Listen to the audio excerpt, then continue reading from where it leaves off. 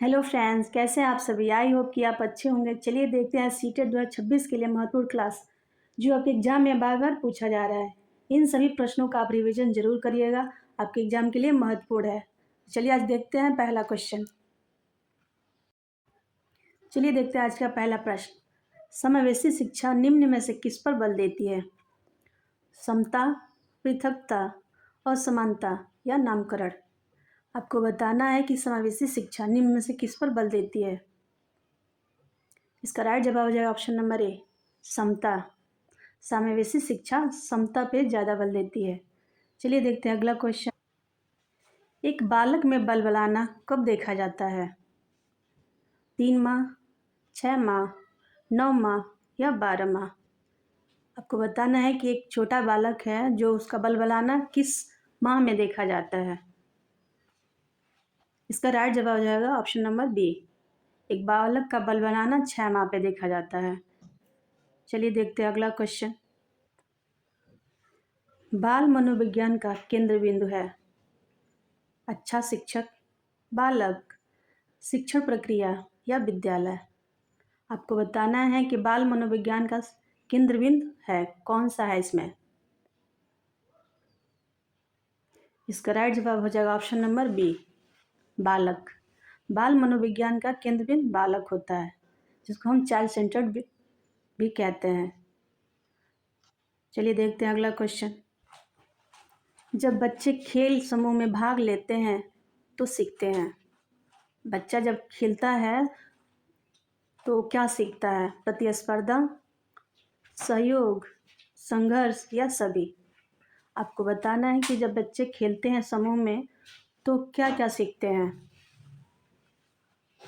इसका राइट जवाब हो जाए ऑप्शन नंबर डी, सभी। इनमें से सभी सीखता है। बच्चा जब खेलता है तो अपने समूह में प्रतिस्पर्धा, सहयोग, संघर्ष सब साथ में सीखता है। चलिए अब तक देखते हैं अगला क्वेश्चन। बच्चों में मातृभाषा के विकास को सामान्यतः माना जाता है।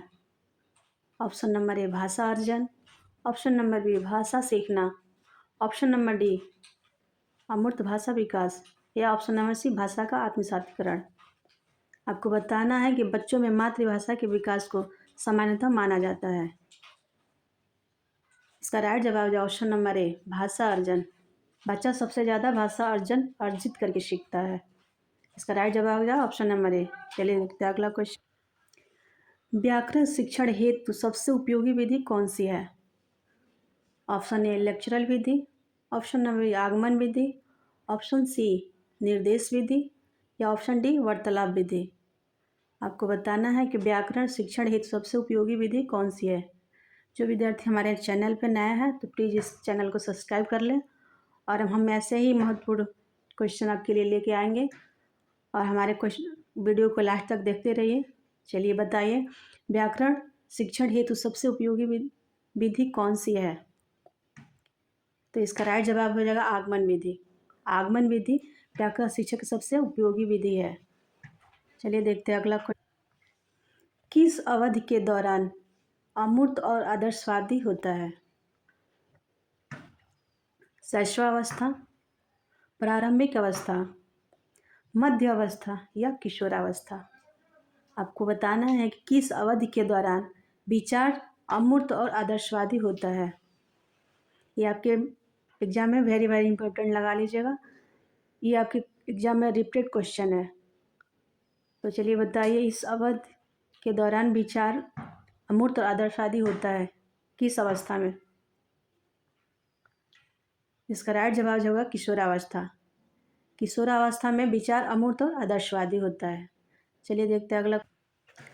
बच्चों में संज्ञानात्मक विकास का परिणाम है। आपको बताना है कि बच्चों में संज्ञानात्मक विकास किसका परिणाम है। ऑप्शन ए केवल आनुवांशिकता, ऑप्शन बी केवल वातावरण, ऑप्शन सी आनुवांशिकता और वातावरण, और ऑप्शन डी केवल आर्थिक क्रिया।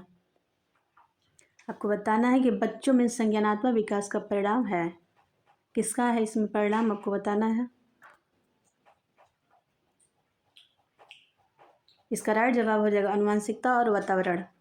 बच्चों में संज्ञानात्मक विकास का परिणाम आनुवांशिकता और वातावरण दोनों का होता है। चलिए देखते हैं अगला क्वेश्चन।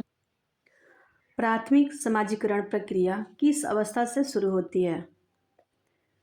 शैशवावस्था, बाल्यावस्था, किशोरावस्था या प्रौढ़ावस्था? आपको बताना है कि प्राथमिक समाजीकरण प्रक्रिया किस अवस्था से शुरू होती है। इसका राइट जवाब हो जाएगा शैशवावस्था, ऑप्शन नंबर ए। प्राथमिक समाजीकरण प्रक्रिया शैशवावस्था से शुरू हो जाती है। चलिए देखते हैं अगला क्वेश्चन।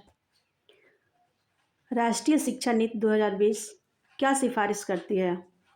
बहुभाषावाद का, एक भाषावाद, या पाठ्यक्रम नाम मानवीकरण, या मूल्यांकन का मानवीकरण? आपको बताना है कि राष्ट्रीय शिक्षा नीति 2020 क्या सिफारिश करती है। इसका राइट जवाब हो जाएगा ऑप्शन नंबर ए, बहुभाषावाद का।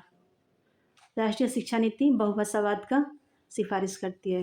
इसका राइट जवाब ऑप्शन नंबर ए। चलिए देखते हैं। निम्न में कौन सा कौशल उच्च श्रेणी चिंतन में नहीं है? बताना है कि निम्न में से कौन सा कौशल उच्च श्रेणी चिंतन में नहीं है। ऑप्शन ए विशेषण, ऑप्शन बी निरूपण, ऑप्शन सी रचना, ऑप्शन डी प्रत्यास्मरण। आपको बताना है कि निम्न में से कौन कौशल उच्च श्रेणी का चिंतन में प्रत्यास्मरण नहीं है। चलिए देखते हैं अगला क्वेश्चन। निम्न में कौन सा भाव विद्यार्थी के अधिगम में बाधक है? आपको बताना है कि निम्न में से कौन सा भाव विद्यार्थी के अधिगम में बाधक है। ऑप्शन ए उत्सुकता, ऑप्शन बी कृतज्ञता, ऑप्शन डी सी जिज्ञासा, या ऑप्शन डी निराशा? आपको बताना है कि निम्न में से कौन सा विद्यार्थी के अधिगम में बाधक है। इसका राइट जवाब हो जाएगा ऑप्शन नंबर डी निराशा। निराशा विद्यार्थी के अधिगम में बाधक के रूप में कार्य करेगा। चलिए देखते हैं अगला क्वेश्चन। बच्चा जब किसी शब्द को पढ़ने में अक्षमता व्यक्त करता है तो वह कौन सा विकार है? डिसलेक्सिया, डिस्ग्राफिया, डिसकैलकुलिया, या डिसफेजिया?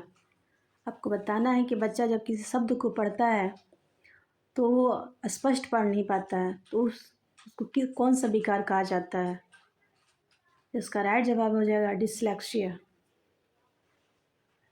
बच्चा जब पढ़ने में अक्षम होता है तो उसको डिसलेक्सिया कहा जाता है।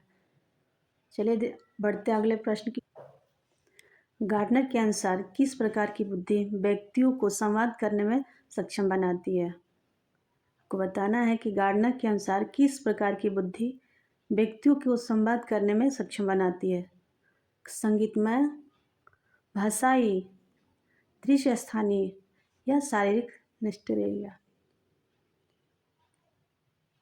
आपको बताना है कि गार्डनर के अनुसार किस प्रकार की बुद्धि व्यक्तियों को संवाद करने में सक्षम बनाती है। इसका राइट जवाब हो जाएगा भाषाई। भाषाई बुद्धि व्यक्तियों को संवाद करने में सक्षम बनाती है। चलिए देखते हैं अगला क्वेश्चन। जीन पियाजे के अनुसार निम्नलिखित में से अनुकूलन के भाग कौन से हैं? आपको बताना है कि जीन पियाजे के अनुसार निम्नलिखित में से अनुकूलन के कौन से भाग हैं।